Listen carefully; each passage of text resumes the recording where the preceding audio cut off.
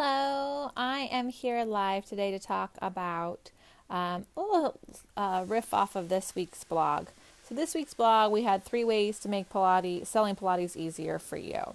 And they were all pretty much free ways you could do something to sell Pilates with you. And I feel really strongly about when you're building your business as a Pilates instructor, minimizing your risk in spending money on marketing, because you don't necessarily always have to. If you own a studio and you're starting out, then there's going to be some marketing expenses. But if you are an instructor who's starting out and you're renting space or you're working for someone, there is a lot you can do that is free. And if you own a studio, there's a lot that you can do that is free. And so one of the things that I want to make sure that you understand, so please do read the blog, and I'll put the link in there, and because this is not all in there. This is a little bit more of a digression that goes along with it. One of the things you can do is looking at your website and what your website is advertising. So if it's advertising Pilates, yay, that's amazing. But is it clear to the person who's looking at your website if what they're looking for as a Pilates experience is what you are offering as a Pilates experience? If someone's looking for classes and you're advertising privates, but you really want to be but you have tons of classes on your schedule, then there's a disconnect, right? They're going to think that you're not the studio for them. If you are a private-based studio and all that I see when I come on your site is all the different class offerings and class packages, but you mostly deal with privates, you only have a few classes on your site and you want to be known for privates, then again, there's a disconnect. And someone who's looking for privates, I'm going to think this isn't the space for me. I don't want classes. So take a look at your website and look at it from a perspective of your potential ideal client.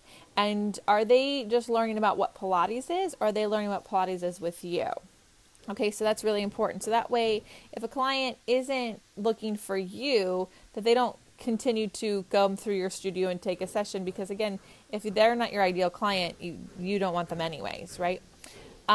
Second, look at your about page, right? Get really descriptive. Your about page should be a letter to your ideal client. When I read that, I should be really clear on who you are as a teacher, what you are as a studio, what you have to offer, what I'm going to experience when I go there. It doesn't need to be all about Joseph Pilates and the history of him. I love him. Please, I don't need to be, I really adore him and I quote him all the time. However, when it comes to clients understanding what Pilates is like with me, it's really important that they know who I am as a Pilates instructor, right? Who are you as a Pilates instructor? What are you offering as a studio? What kind of benefits am I going to get when I work with you? Look at your list of services. Is it super clear on what you're offering? Are there too many options? Like that can be too much. Simply have a couple options up there for them. What do you want them to buy? If you want clients to do privates before they do classes, then only advertise them the privates up at the top, because that's what you want them to do before they do classes. Make it really clear. You don't need to have 10 different package options.